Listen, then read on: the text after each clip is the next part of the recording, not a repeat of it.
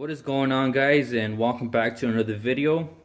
In this one I'm gonna show you guys how to transfer the faces of a 2002 G20T sport cluster onto a regular G20. Now as you guys can see, there's some differences between these two clusters. The color is different. This is the sport one, this is the regular one, and the layout is different. As you guys can see, we have the indicators up here, and then on the 2002 they're down here in the corners.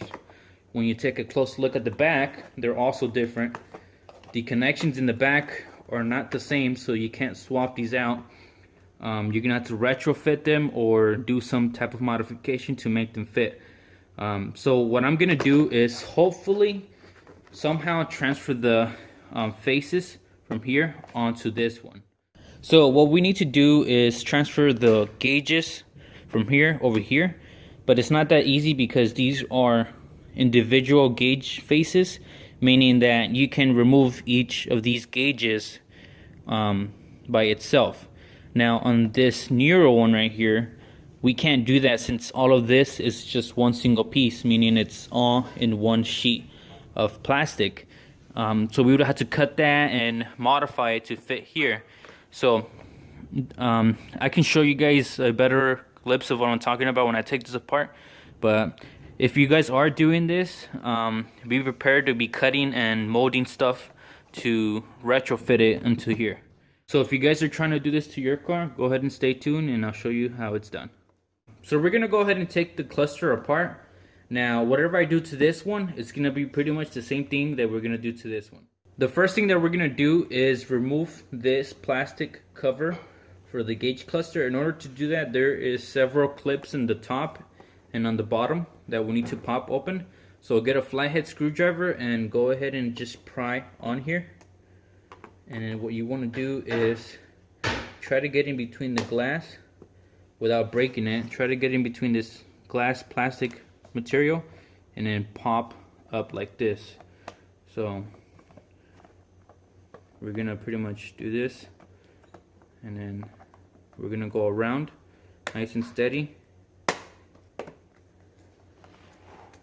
until this plastic trim comes out.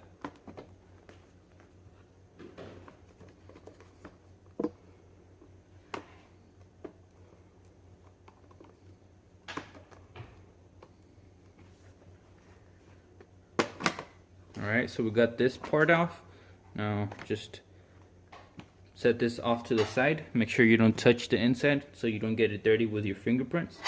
Now that we have removed the top plastic cover, go ahead and remove this black one right here. This one has the same type of clips holding it on here. So just go ahead and get your flathead and just go around and pry up.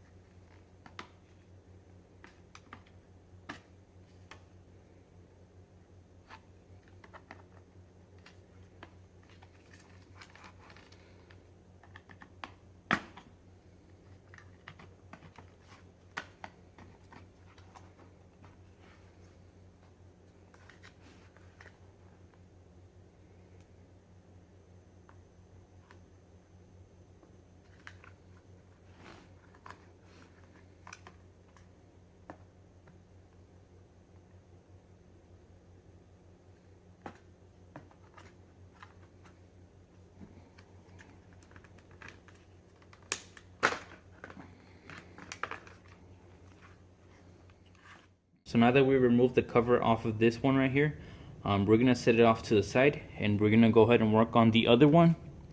I'm not gonna show you this because like I said, it's the same thing. So I don't want to bore you guys with the same information. But with the power of editing, this is gonna be done right now. Now we have both of these side by side.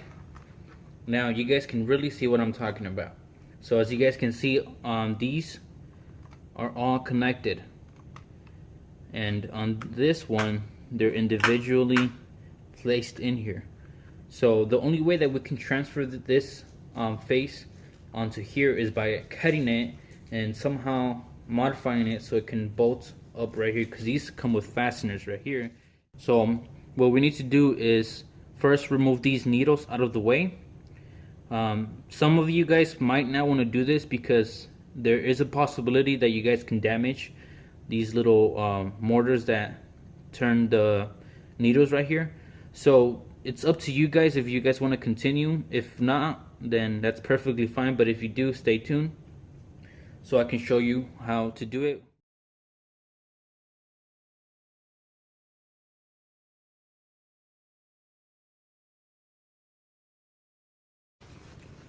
Alright, so I'm just gonna set this one aside because this is an easier one than this one. This one's a little bit more complicated because it has these Phillips screws on here holding them down. But this can apply to this one as well. So the trick to removing these is a flathead, a paper towel, and some upward friction right here. So what you're gonna want to do is get the paper towel right here, put it underneath, and you're just doing this so that you don't scratch up the finish of the plastic right here. And what you want to do is put it underneath, and then with the other hand try to wiggle it up. It might seem like you're breaking it, but you just gotta trust your gut that it won't. But take your time when you do this because, like I said, you can damage it, and that's something you don't want to do.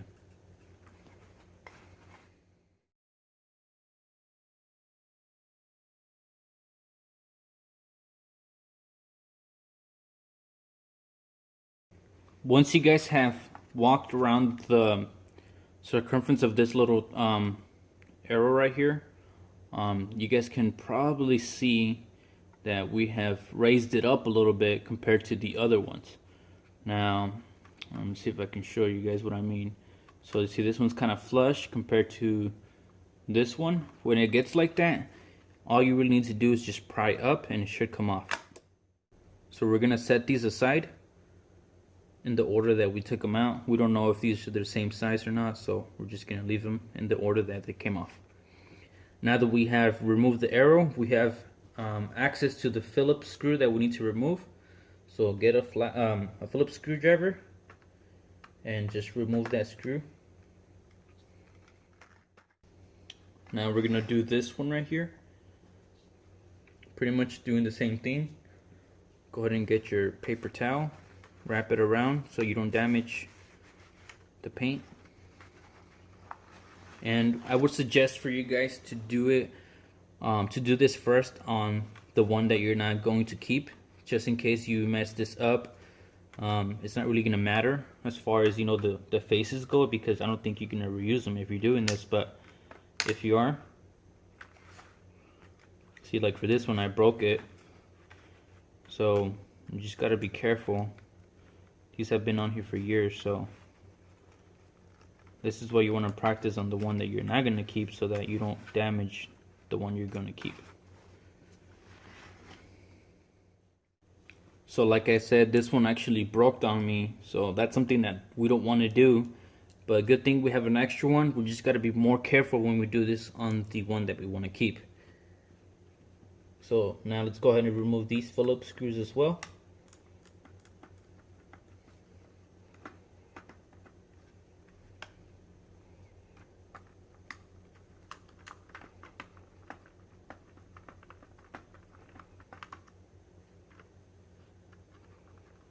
There's a little tab down here that you need to pry this off and it'll come off. So I broke my second one already. All I can say is that this is a little bit harder than I thought to remove them. I know I removed these in the junkyard and they weren't this stuck on here, so they're just so brittle that they break even though you try to be as careful as possible. Okay guys, so I was able to remove all of the gauges out of the way. I did break most of them, and that's not a good thing because I don't want to break those on the ones that I need to replace it with. So I'm not going to be recording that one because I don't want to be distracted and I want to be focused in doing that so I don't break it. But if all ends up well, they should be able to be swapped over to the one that we have right here. Okay guys, so basically what I did is cut this one apart from the rest. And what I did was pretty much just traced outline. As you guys can see, I traced it. So this is what we need to cut out of this one to fit it on here.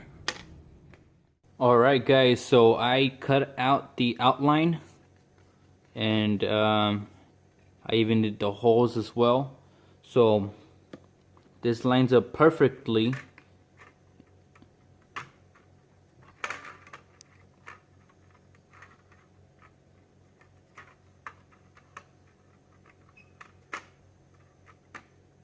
Just like that. So we're gonna go ahead and continue on to the other ones as well. All I'm doing is pretty much cutting them out, and it takes a long time, so that's why I'm not showing you guys how to do that. But all you're doing is just cutting it with a pair of scissors and a blade, and you're making little guide holes with the little pin like this for the little screws, and you just drill in the holes right here. This is my progress so far. Sorry that I'm not recording this for you guys, but like I said, this is very tricky, and honestly I don't think I would recommend for you guys to do this, just because it's so difficult and there's so many things that can go wrong, and anything that you cut too much of, it's gonna show. And I think you guys should be better off just getting a sticker kit like they sell on eBay and just placing it over your original, because like I said, this is very hard, and I probably wouldn't recommend for you guys to do it. I'm even thinking twice about doing this because it's so hard. But I've already did 2, so I just need 2 more, and then we'll be all set. Our gauges still work and everything, so that's a good sign. Alright guys, so I am done with the conversion. This took me about 4 hours, to be honest. There's a lot of cutting and a lot of molding that you need to do, and just so many things that can go wrong. Honestly, I would suggest for you guys to not even try this. You guys probably would be better off to get like some stickers and just, you know, put them on, because if you do this, it's a lot of work, and a lot of things can go wrong. Luckily for me, I was able to figure it out, and everything is pretty good looking as far as the fitment goes. Some of my arrows don't go all the way down for some reason, they keep going back up. But it's the coolant, for example, which I'm fine. The speedometer right here, it's kind of like maybe like at 1 miles per hour, so I don't know what that could be. Maybe it just needs to be driven or something. But yeah, I'm pretty much done with it. Before I put everything back together, I'm gonna go ahead and wipe these faces down with some alcohol, since my hands were all over them, and then I'm gonna do the same thing for the plastic covering that goes on it. So I'm using a microfiber towel with some alcohol.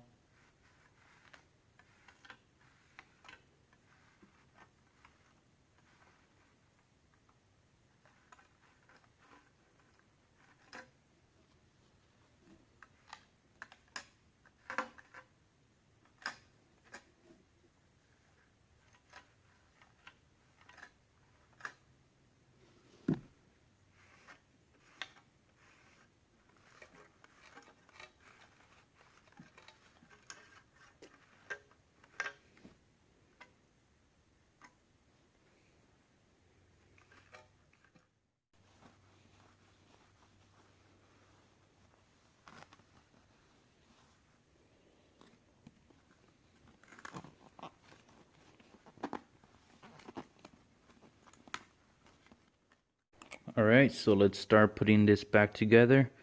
We're gonna start with the cover right here.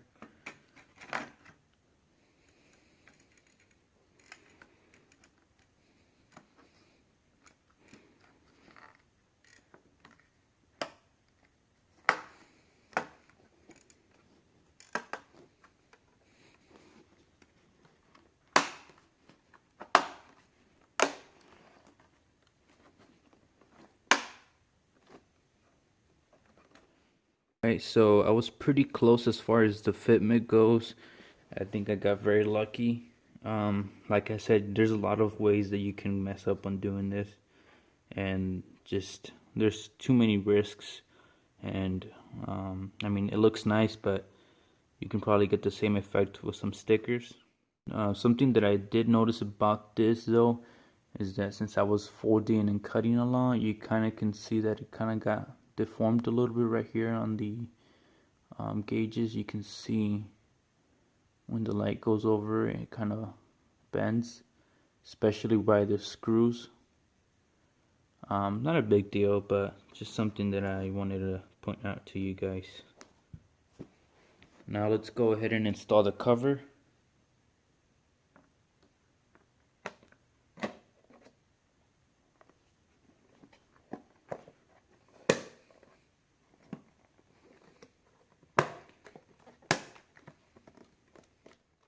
Alright guys, so we're just gonna go ahead and turn on the car to make sure that our gauges and our lights are functioning.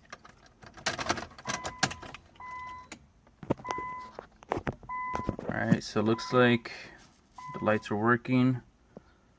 We're gonna go ahead and turn it on and see if our gauges are working.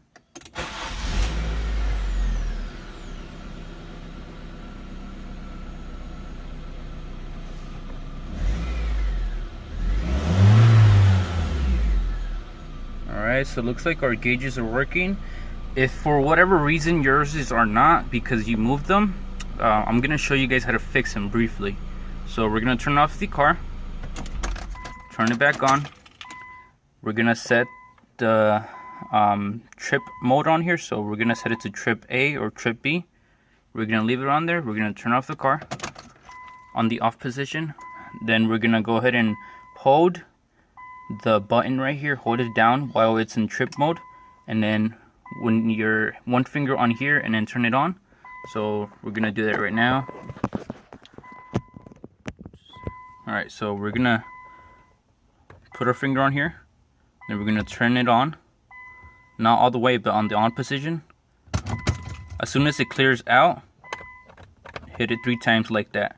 So as soon as it shows 0 on all of them, it's gonna be in this mode right here that's used for testing.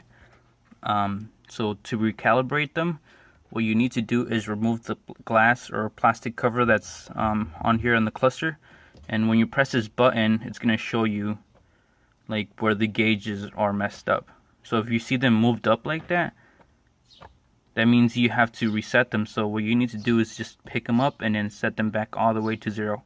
If you set them up at the location that it's telling you, like for example, if I put them at 20 right here, it's still going to be off. So what I found out is that you need to get this and put it exactly at 0.